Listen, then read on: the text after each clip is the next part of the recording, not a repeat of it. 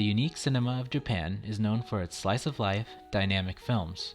Although in older cinema, Japanese films were rarely screened outside of Japan until the world-renowned film Rashomon won the Golden Lion Award at the Venice Film Festival in 1951. With fascinating camera work that included shooting directly into the sun and long tracking shots through the forest, Rashomon put Japanese cinema on an international map. Such work can be attributed to Kazuo Miyagawa, one of Japan's best and arguably most legendary cinematographers. This is the cinematography of Kazuo Miyagawa. Born in 1908 in Kyoto, Japan, the majority of Miyagawa's work was during the Showa period, which ran from 1926 to 1989. After graduating Kyoto Commercial School, Miyagawa landed a job at the production company Nikatsu at their Kyoto studio. He worked in the film lab developing and tinting prints until he joined the cinematography department in 1928. Other than his characteristic shots of the sun, if Miyagawa had a style, it could only be described as the ability to mold and adapt his own movement, lighting, and compositional techniques to best suit the many collaborations across his career. He enjoys working with directors and playing his role, saying, "I am a cinematographer. I've never had any ambition to become a director. A film is not one individual's method of personal expression, but a matter of teamwork, a cooperative venture." He has worked with basically all of Japan's best-known directors, including Kon Ichikawa, Kenji Mizoguchi, Yasujiro Ozu, and Akira Kurosawa. However, one thing's for sure. Across his prolific career, he has established himself as a master of dynamic range, movement, and framing to create a wide variety of epic films.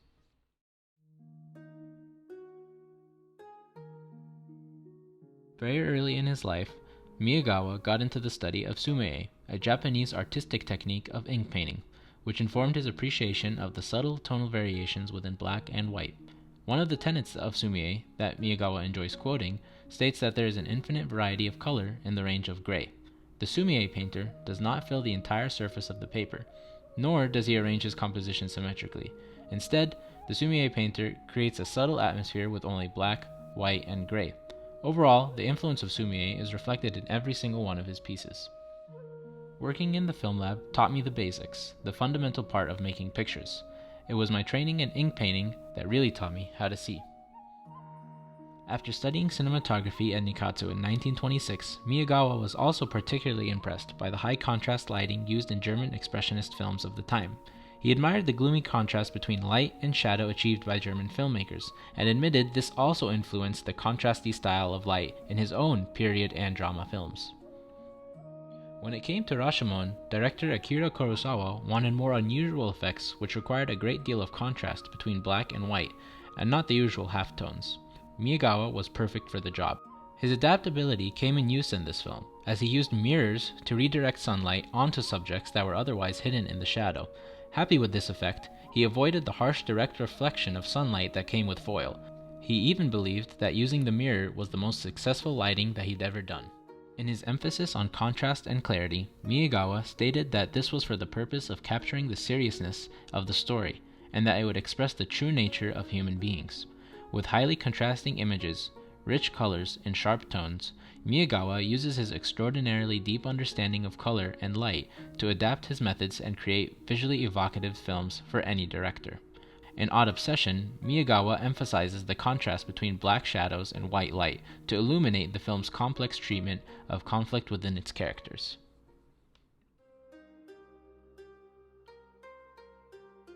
In 1943, he had a major artistic breakthrough with The Rickshaw Man, where he learned to effectively use cranes and dollies to achieve his characteristic tracking shots. Miyagawa is the king of dynamic shots, whether subtle or explicit. There are a few ways he'd capture such scenes. Firstly, he would often use nature to give life to his shots. By capturing and mimicking natural and organic imagery, he makes his films feel more natural to the human eye. Strict, perfect, and geometrical shapes and arrangements feel man-made, but asymmetrical and uneven designs and layouts are more organic and natural. He often draws upon his childhood memories of the aesthetic of Kyoto, which he felt trained his eye to see shadows and light. This contributed to his low-key aesthetic and asymmetrically balanced compositions. This natural aesthetic was very important to him. It was so important, in fact, that he would go to great depths to get the shot that he wanted. It's attention to details like these that make him one of Japan's best cinematographers. His coverage is also particularly fascinating as he allows the action and movement in the scene to determine his camera placement. In order to satisfy director demands to draw out the tense moments of highly dramatic performances, Miyagawa conceived the technique of suspenseful long takes, which capture intense scenes without interruptions. This method was so successful that the long take tracking shot became Miyagawa's staple. In the case of Rashomon, and working with the master director Akira Kurosawa for the first time, Miyagawa pushed the possibilities of cinematic expression by using elaborate and innovative tracking shots to attain his long takes. This unique tracking, combined with the mirrored lighting and the use of branches and leaves to shape and diffuse light, gave Rashomon its genius qualities that made it world-renowned. Miyagawa actually did so well that Kurosawa attributes much of Rashomon's success to his role, stating, "Rashomon is a film where the camera has a starring role. I think black and white photography reached its peak with that film."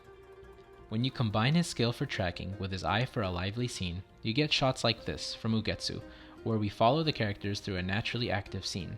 Such movement and composition make the film seem more natural and effectively increases audience immersion. This other scene from Ugetsu also highlights an atypical camera position that is driven by action.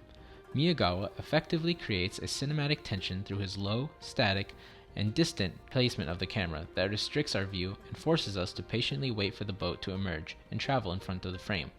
This approach is observable in most of his work, and often is used to gradually reveal information to the viewer while maintaining engagement through anticipation and a calm scene brought alive through the water's movement.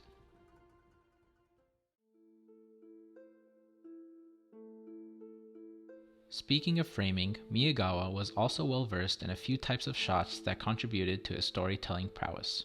A colleague of Yasujiro Ozu, Miyagawa often used Ozu's tatami-level low angles and distinguishable deep focus in films with other directors to accomplish certain artistic goals. The low-level tatami shots make the cinematography unobtrusive and ensures the natural narrative and setting are emphasized, mimicking the effects Miyagawa aims to attain with his tracking and nature-driven shots. Contrasting to his intimate low-angle shots adapted from Ozu, Miyagawa was also proficient in using wide angles to add depth and detail to difficult-to-capture scenes. Through telephoto and anamorphic lenses, Miyagawa was able to uniquely capture detailed shots no matter the setting. This made him perfect for Kurosawa's films, such as Yojimbo, where Miyagawa uses deep focus and wide angles to maximize the minimal set of a small town's dusty main road. This skill also made him perfect to lead the 164 cameramen to capture the 1964 Tokyo Olympic Games. The result was the most comprehensive and well-shot coverage of an Olympic game ever. The last note I will make about Miyagawa's framing is that, combined with his deep understanding of light, color, and shadow, his tendency to find internal frames within his shot often creates highly emotional and engaging scenes for his audiences.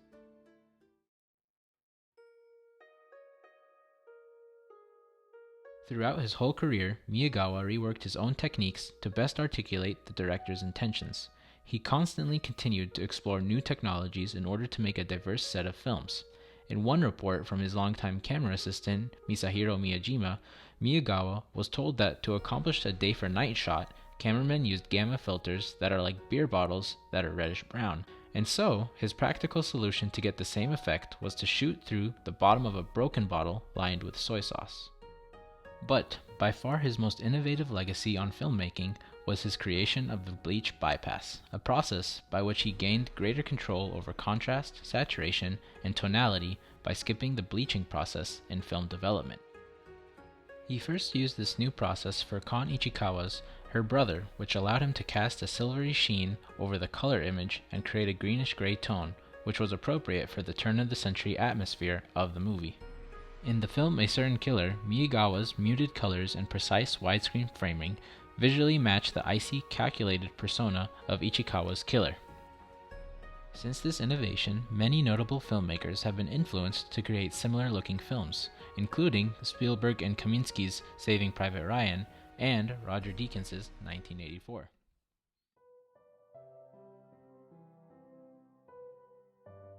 Perhaps the most interesting aspect to Miyagawa's cinematography is his philosophy towards it. At least, this is the reason that I wanted to look into his work. Although highly accomplished, he likes to stay humble, stressing the importance of the basics of filmography. To Miyagawa, the camera should be thought of as part of the body. The cameraman should become one with the camera and, quote, dance with it to capture the subject. He referred to the camera as a tool to paint on film, and mobility should be motivated by our own physical sense. This helps best explain the motivation in his camera placement and movement. Miyagawa has an amazingly impressive array of awards for his work, ranging from a Golden Lion at the Venice Film Festival to an Academy Award in the US. However, when asked about successful cinema, he defaults to a simple notion: passion and heart. A mechanical action cannot create something, especially an image in cinema. A human must create it with heart. Each frame of a film has the ingenuity of the crew who poured love and passion into it. The relationship of the crew, who devote themselves to every single frame, is what has supported the artistic nature of cinema until now. It is easy to see from his very first success with The Rickshaw Man that although not nearly as developed as by the end of his career, Miyagawa had the techniques needed to be a great cinematographer. Dynamic lighting, unique contrast, movement, and composition were all there from the beginning of his journey. Looking back, Miyagawa is a prime exemplar of his own philosophy. From mirrors to broken bottles with soy sauce, he made film for the sake of making film, using whatever was at hand. And so, it is through that simple but profound drive that Miyagawa has been able to elegantly convey to us the human experience and show us that success comes to those who are genuine and hardworking.